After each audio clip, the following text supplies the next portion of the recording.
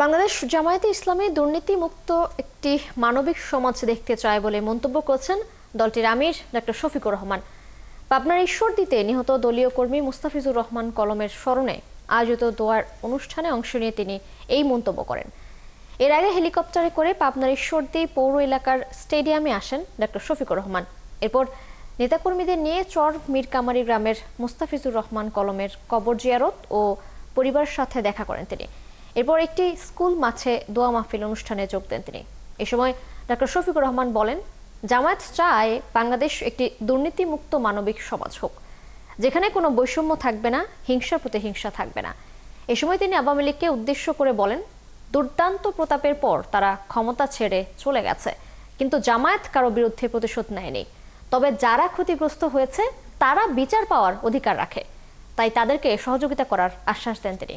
আমরা চাই বাংলাদেশ একটা দুর্নীতিমুক্ত মানবিক একটা সমাজ হোক, যেখানে কোনো বৈষম্য থাকবে না। জাত পাত ধর্ম গোষ্ঠী দল নির্বিশেষে সমস্ত মানুষ যেখানে নিরাপত্তা পাবে, সম্মানের সাথে বসবাস করবে, হিংসা প্রতিহিংসা থাকবে না।